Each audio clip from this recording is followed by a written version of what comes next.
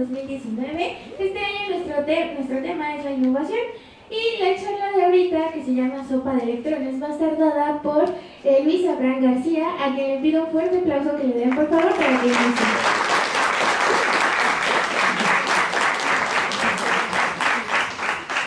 Hola, muy buenos días, tardes para todos ustedes. Me da mucho gusto que estén aquí en la Fiesta de Ciencias y Humanidades.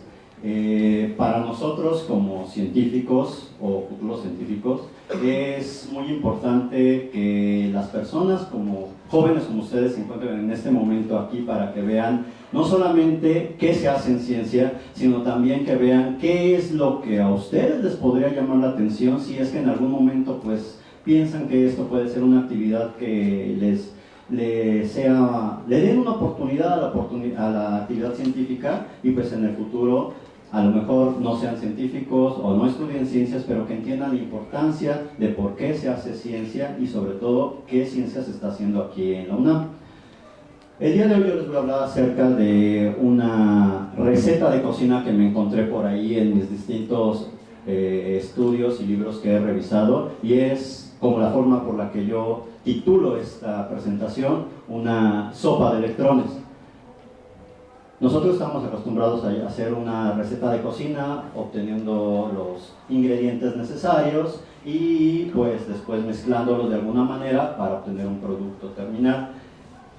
De una manera muy similar, la ciencia se hace de esa manera. Tú tienes que tener los ingredientes necesarios, algunos experimentos, algunas teorías, y a partir de eso mezclarlos. ¿Cómo? Pues bueno, no hay una receta hecha para todas las cosas, así que si alguno de ustedes, por ejemplo, busca en internet o su abuelito o su mamá les dijo cómo hacer, por ejemplo, arroz con leche, van a encontrar que hay ciertas diferencias en la receta. No hay una receta universal para hacer arroz con leche. Entonces así, de la misma manera en ciencia, a pesar de que tengamos leyes, experimentos, teorías para explicar los distintos procesos que ocurren, no se mezclan de la misma manera y los ingredientes a veces no son los mismos. Entonces esa es la idea de esta plática, que ustedes puedan observar cuáles son más o menos los elementos que nosotros tenemos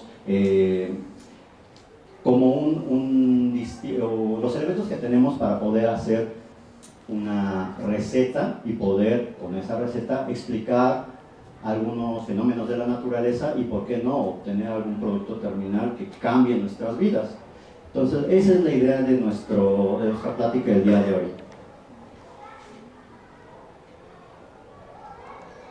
Bueno, para empezar, como ya les decía, vamos a necesitar una cierta cantidad de ingredientes. Los ingredientes son muy sencillos: electrones, alrededor de un mol. ¿Saben lo que es un mol? Un mol es una cantidad de materia básica, es una cantidad mínima con la cual se puede contar las cosas que hay, y un mol es del orden de 10 a la 23 cosas, lo que ustedes quieran, o sea, muchísimos electrones y aún átomos, muchos más átomos. Esos son los ingredientes básicos para lo que queremos hacer con nuestra sopa de electrones. ¿Qué modo de preparación vamos a tener? Pues bueno, voy a utilizar esta receta que me dio mi abuelita, que es mezclar todos los electrones en los átomos y servirla bien fría. Por cierto, es una sopa fría. Ahora les voy a explicar por qué utilizo esos ingredientes. Bueno, para empezar, parece una receta muy extraña, ¿no? Yo digo que sí, porque al parecer nada más tiene 2 ingredientes y lo único que tienes que hacer es mezclar. O sea, pareciera que estamos haciendo agua nada más o algo por el estilo. Bueno, vamos a ver qué es lo que tiene en realidad esto. Lo primero que necesitamos saber es cómo conseguir los ingredientes. Obviamente los ingredientes no te llegan de la nada, tienes que conseguirlos. Y bueno, ¿qué necesitamos? Electrones y átomos. Pero esos son los constituyentes básicos de la materia. Entonces está fácil de dónde conseguirlos. ¿Por qué? Porque hay átomos en todas partes. Eso es lo primero que necesitamos. Ya tenemos los ingredientes porque están en todas partes. Bueno, ¿y qué es un átomo? La forma de organizar estos átomos, que son los constituyentes primordiales de la materia, pues se pueden organizar en algo que se llama la tabla periódica, que por cierto este es el año internacional de la tabla periódica. ¿Por qué? Porque es muy importante esta organización y los constituyentes que hay ahí, como para que la UNESCO haya dicho, bueno, hay que darle un año especial a esto por la importancia que tiene esta tabla para nuestra vida. Es una forma en que podemos encontrar todos los átomos que hay en la naturaleza y algunos que se construyeron de manera artificial, sobre todo los últimos, del 113 en adelante. Supongo que todos han visto la tabla periódica alguna vez y me imagino que conocen muy bien algunos de estos elementos, los que están por acá arriba. Estos elementos pues, son los constituyentes básicos de la vida, los elementos orgánicos. Acá en medio tenemos un montón de metales. Y por acá, seguramente, si tienen un dispositivo celular, van a encontrar los semiconductores, ¿no? Los raros son los de acá abajo, los lantánidos y los actínidos, que casi siempre vemos y decimos, ¡ay, tienen nombres chistosos! Bueno, todos estos elementos tienen características muy definidas. Y esas características muy definidas, es decir, ninguno es idéntico a otro, pero tienen características que también son similares, por eso están arreglados tanto en periodos como en familias. El arreglo no es casual y es dado por una regla muy importante que se llama la teoría atómica. Entonces, estos elementos van a ser nuestros constituyentes y cualquiera de estos puede servir para nuestra sopa. Y ustedes dirán, ¿por cómo que cualquiera? Bueno, pues porque todos ellos tienen algo muy importante, tienen electrones. Entonces, si ya conocemos la tabla, vamos a agarrar uno al azar. Bueno, no uno, habíamos dicho que en la receta que necesitamos muchos de ellos. Y les voy a hacer un esquema, porque realmente es difícil tomarle una fotografía a un átomo, así que mejor hago un esquema de él. Y pues nosotros ya sabemos más o menos cómo está constituido un átomo. Un núcleo central donde hay carga positiva y neutrones, y alrededor de él hay electrones, que son los que necesitamos para esta sopa, ¿no? Este modelo atómico se le llama el modelo de Bohr-Rutherford, porque estas dos personas fueron las que encontraron cómo era el átomo por medio de experimentos muy bien hechos. Ellos determinaron que había un núcleo y que los electrones con carga negativa estaban alrededor. Esto no es casual, es gracias a una serie de interpretaciones de la física de inicios del siglo XX para poder determinar cómo es un átomo, porque un átomo es algo muy chiquito. Y bueno, ¿todos conocen este modelo? ¿Sí? Bueno, lamento decirles algo, está mal. El átomo, cualquier átomo de cualquier elemento, no tiene esta forma. ¿Por qué? Porque este simplemente fue un primer modelo para determinar la estructura de los átomos, pero lo que se encontró es que no podemos dibujar, al menos no podemos concebir un átomo de esta manera, con órbitas bien definidas, y eso es gracias a algo que se llama la mecánica cuántica. ¿Han escuchado acerca de eso? Bueno, la mecánica cuántica es una teoría matemática para poder describir la naturaleza desde el punto de vista de sus constituyentes básicos. Entonces, la mecánica cuántica, que es una teoría matemática, nos dijo, este modelo está más o menos bien, salvo una cosa, no puedes determinar dónde están los electrones.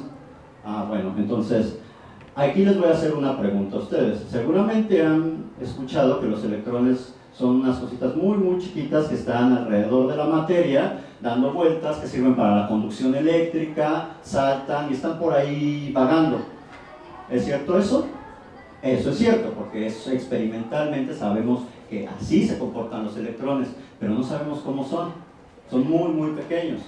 Hasta donde se sabe, no tiene una estructura definida. Y esto es precisamente por la teoría de la mecánica cuántica. Entonces, ese modelo que les puse anteriormente se parecía a un sistema solar, ¿no es cierto? Se puede hacer la similitud. El Sol sería algo así como el núcleo, y alrededor de él los planetas serían como los electrones. Y uno pensaría, es que se parece mucho a un sistema solar y así podría ser un átomo. Bueno, el modelo de Bohr-Rutherford no es el modelo real del átomo y por lo tanto, entonces, si el átomo no es como un sistema solar, entonces, ¿cómo es?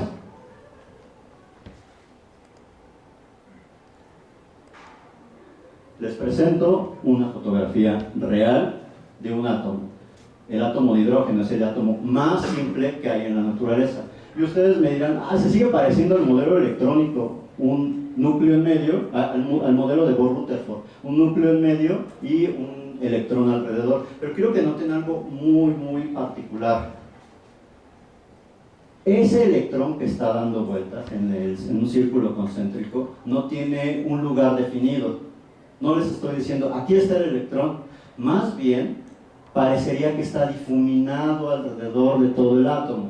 Esa es una de las cosas que nosotros vamos a empezar a ver con esta nueva teoría llamada mecánica cuántica, la cual dice que las partículas, como los electrones, los protones, se encuentran en órbitas no definidas, pero con niveles energéticos bien definidos. Entonces, en vez de decir una órbita bien definida, imagínense una mosca en el cuarto trazando su trayectoria. Pueden en cada momento decir dónde está y hacia dónde va, pero para el electrón lo más que pueden hacer es decir con qué probabilidad en cierta región del espacio se va a encontrar. Por eso, en vez de ponerles una órbita bien definida, les pongo algo difuminado, porque hay zonas en donde no se va a encontrar, como por acá. Es muy probable que no se encuentre. Sin embargo, no es imposible que no esté ahí. Espero que esta idea no sea muy fuerte para ustedes, pero es que así es como debemos empezar a pensar la naturaleza, ya no como el modelito de los electrones alrededor del núcleo, sino como un ente que está difuminado alrededor del espacio. Así es como se ve un átomo cualquiera. Y bueno, uno de los átomos constituyentes más importantes de la vida es el carbono.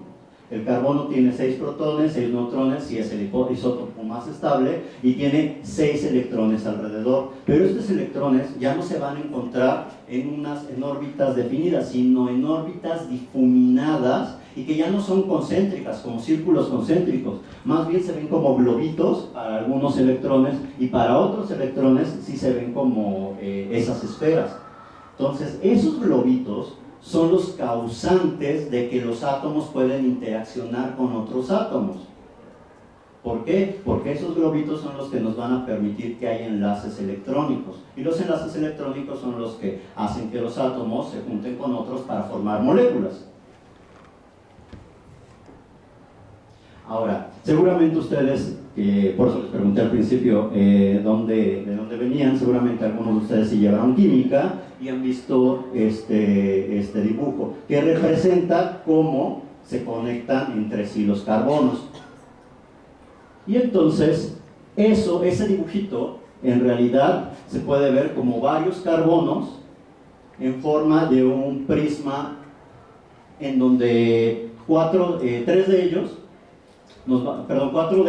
que son los que están alrededor, nos van a formar los vértices de un tetraedro, y en el centro de ese tetraedro va a haber otro átomo, donde hay un intercambio de electrones entre cada uno de los átomos involucrados.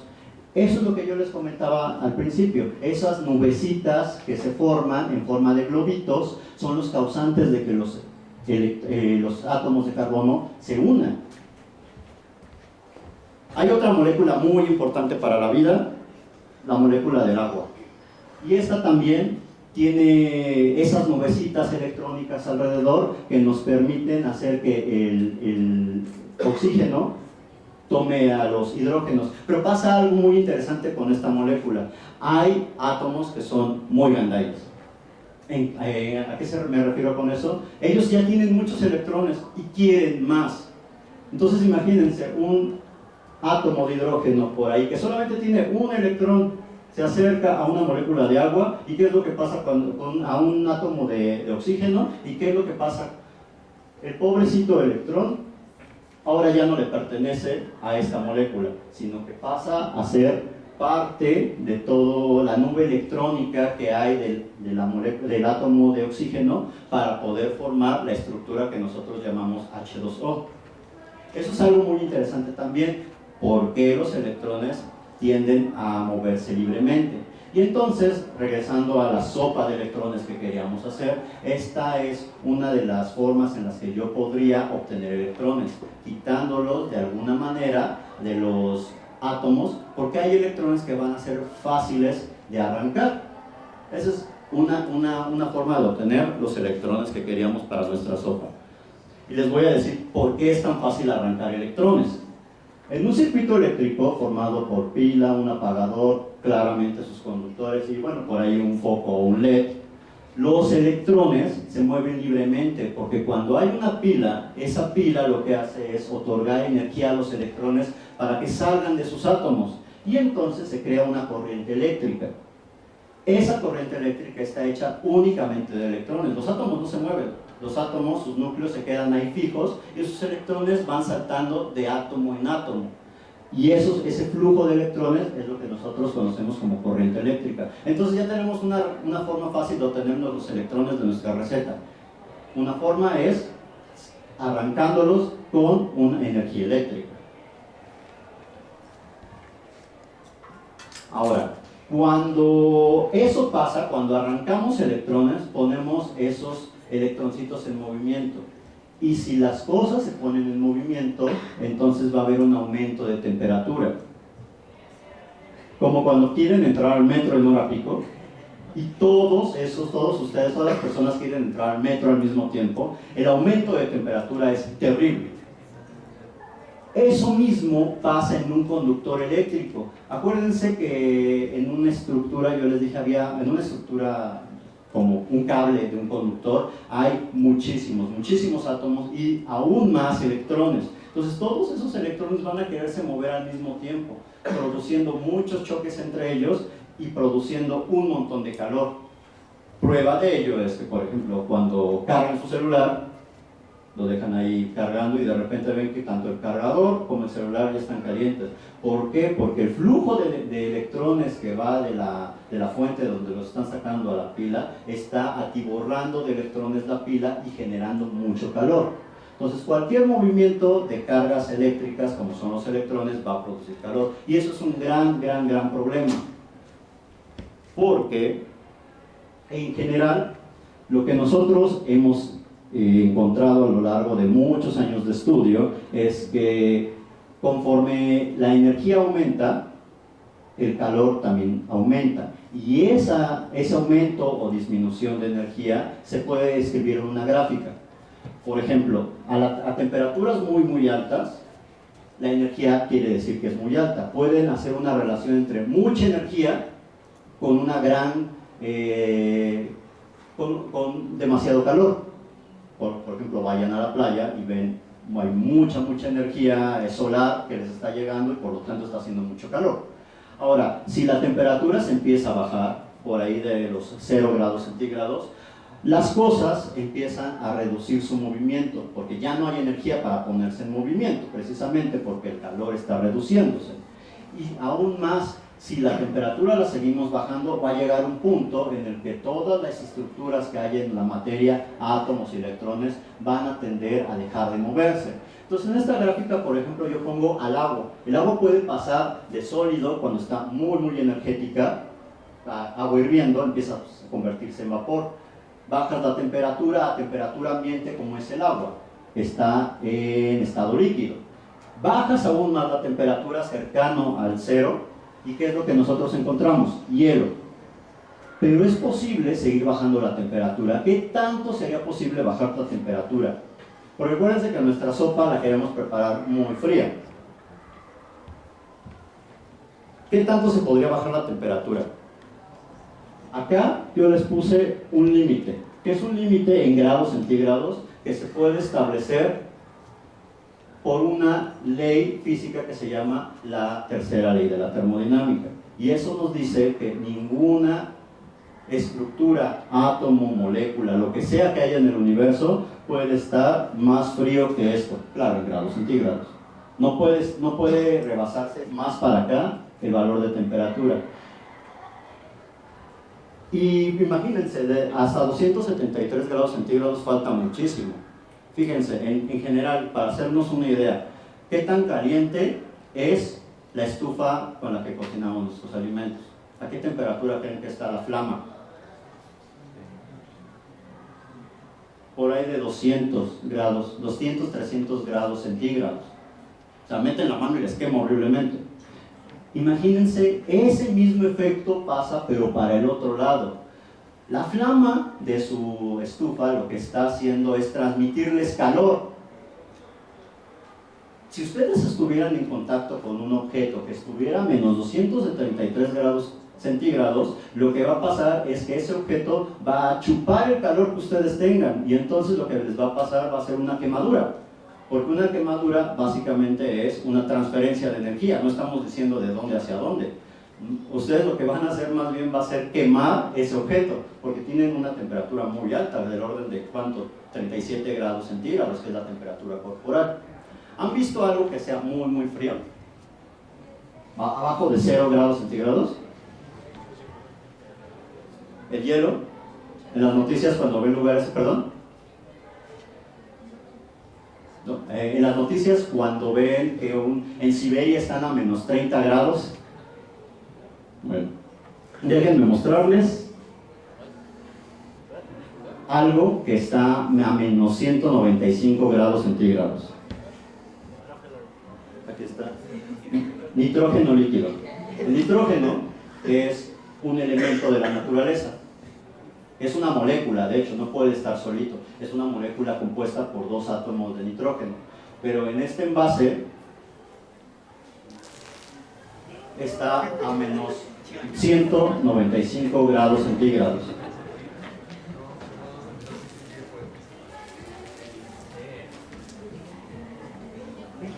Y tengo varias preguntas para ustedes. ¿Por qué sale vapor? Precisamente porque esta cosa está a menos 195 grados centígrados y nosotros en este cuarto estamos alrededor de 25 grados. Imagínense la diferencia de temperatura, son más de 200 grados de temperatura. Es como si ustedes pusieran de inmediato agua en un ambiente donde está a 200 grados centígrados, se evapora de inmediato. Eso mismo es lo que está pasando con este gas.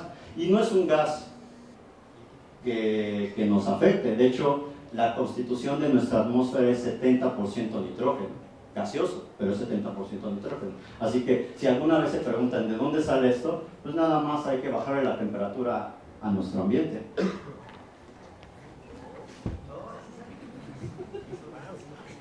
Bueno, entonces, a lo que yo quería ir es que, en general, los electrones de los que hemos estado hablando en un metal están muy libres, porque no están tan ligados, no son como los electrones de la molécula de agua o de la estructura de carbono que les enseñé. En general en un metal, oro, plomo, cobre, aluminio, cualquier metal que ustedes me digan, los electrones se encuentran muy dispersos y tienen la capacidad de moverse libremente, saltando de átomo en átomo. En el lenguaje de la física nosotros llamamos a eso un mar de electrones, y esta es mi forma pictórica de representar un mar de electrones, donde básicamente pues algunos están más tibios que otros porque no todos tienen la misma temperatura, y otros pueden moverse al unísono con las olas. Suponiendo que este fuera un mar, se podrían mover al unísono. Entonces los electrones tienen muchas características que nos van a poder ayudar a entender la estructura de la materia.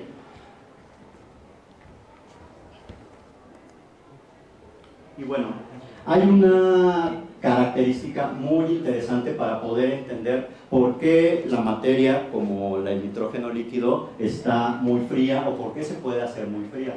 Bueno, hay una cantidad extra llamada el spin, que es una propiedad física. Así como hay masa o así como hay carga eléctrica, hay una cantidad que se llama el spin, que no tiene que ver con el modelo atómico del Sol, un modelo atómico planetario en el que el Sol, que fuera el núcleo, los electrones alrededor, y los electrones pensando como planetas dando vueltas.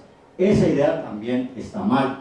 El spin es una propiedad más. No se puede ver como un giro de algo que gira sobre su propio eje. Es otra propiedad física. Y nosotros hemos encontrado que el spin, o bueno, los electrones que tienen spin opuesto, no sé si notaron que los electrones que yo dibujé tenían flechitas distintas, flechitas hacia arriba y hacia abajo. Bueno, eso es porque hay dos tipos de spin. Un spin hacia arriba y un spin hacia abajo. Es simple etiqueta, es como la carga eléctrica. ¿Por qué le llamamos carga eléctrica positiva y carga eléctrica negativa? ¿A poco hay electrones que tienen aquí un más y un menos dibujado? Es una etiqueta, le pudimos haber llamado carga Johnny y carga Juanito, punto, es una etiqueta. Ah, por cierto, en física le ponemos nombres increíblemente complicados a las cosas, ¿eh? Arriba y abajo. Bueno, entonces, lo que vamos a encontrar con los electrones es que para que puedan interaccionar entre ellos o con la materia, deben de encontrar un amiguito que tenga ese spin arriba y otro que tenga el spin abajo, y cuando lo encuentren se van a mover juntitos por toda la estructura de la materia como si fueran un solo elemento, y esa propiedad nos va a llevar a algo que nos va a poder hacer entender cómo es que la materia se puede encontrar tan fría. Les voy a hacer la analogía. Cuando a ustedes dejan una tarea muy complicada, les toma mucho tiempo hacerla y requieren más energía. Pero ¿qué pasa si la hacen en equipo? La tarea se distribuye y gastan menos energía, ¿sí o no? Entonces, eso mismo, esa analogía la podemos utilizar para la materia. Cuando encuentren los electrones su amigo de spin opuesto, van a poder encontrarse en un nivel energético mucho menor y por lo tanto la materia va a bajar de temperatura. Entonces es muy parecido a los electrones que tenemos aquí. Para que los electrones se encuentren en ese estado de muy baja energía, en algún momento, cuando se le baja la temperatura al gas, tienen que, le decimos, acoplarse, es decir, encontrar a otra parejita a otro amiguito con el spin opuesto al que tienen, y va a empezar a bajar la energía. Y esa es una forma, la energía y la temperatura de esto. Y esa es una forma que nosotros tenemos para poder explicar por qué la temperatura de la materia puede llegar a ser tan baja. Y les digo es una porque, como mencionaba al principio, no es la única receta que tenemos para poder explicar la naturaleza. Entonces, ¿qué tan baja puede ser la temperatura cuando los electrones se encuentran a un amiguito? Bueno, esto es un material que está a menos 195 grados centígrados. Hay materiales metálicos, incluso no tienen que ser líquidos, que cuando bajan más su temperatura se convierten en sólido. Y en ese momento su temperatura es del orden de unos cuantos Kelvin. ¿Saben lo que es el Kelvin? Es la escala de temperatura absoluta. Se mide del 0, el 0 de la tercera ley, hacia arriba. Nosotros en Kelvin estamos como a 300 grados Kelvin. De hecho no se les dice grados, se dice Kelvin nada más. Y en la otra escala, la centígrada, son los menos 273 grados centígrados. Entonces hay materiales que si se les baja muchísimo la temperatura, entran a un estado sólido, que tiene unas propiedades increíbles, y les quiero mostrar uno de ellos. Entonces, como ya habíamos hablado, la sopa de electrones que nosotros vamos a hacer, más que verse como un líquido a muy bajas temperaturas, se va a ver como un sólido, una sopa sólida. Y ese sólido se llama un superconductor.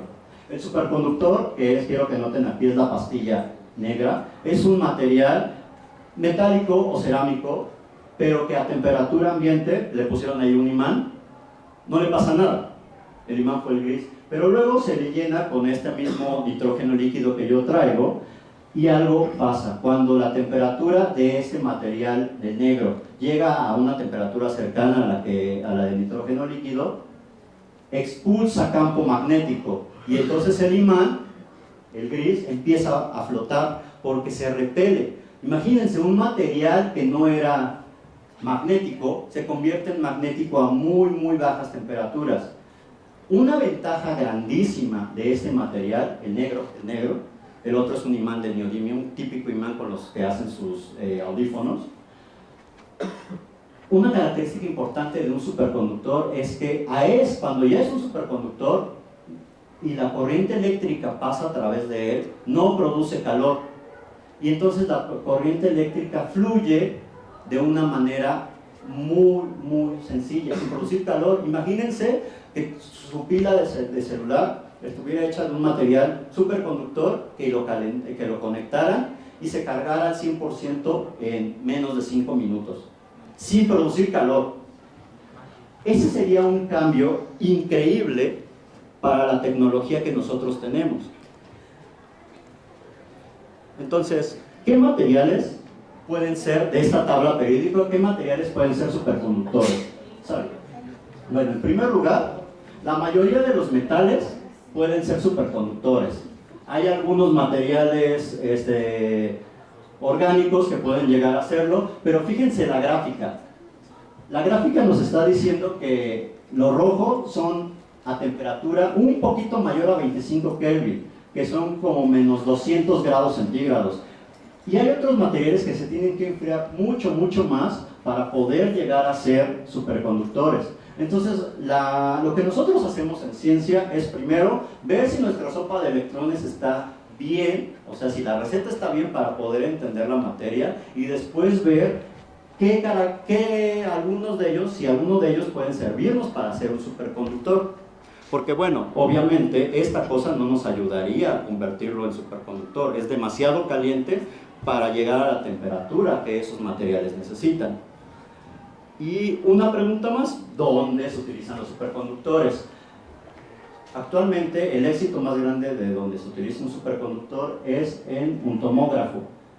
Esas donas enormes están inmersas en imanes hechos de ese material que se ponen en contacto con nitrógeno líquido para ser superconductores, y entonces como puede pasar una corriente eléctrica muy grande generando un campo magnético muy grande, no se van a calentar. Cualquier otro material al que le pasara esa cantidad de corriente, que es una cantidad de corriente del orden de las que van en las altas tensiones, se derretiría.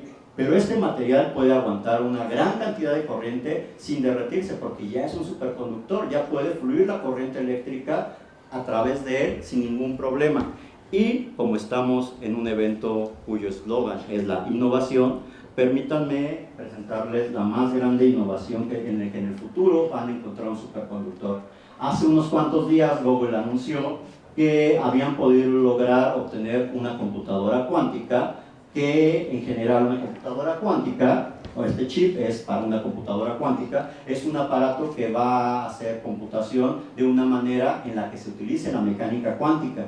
Cualquier computadora celular, por más avanzada que ustedes tengan actualmente, sigue utilizando las reglas clásicas de la computación.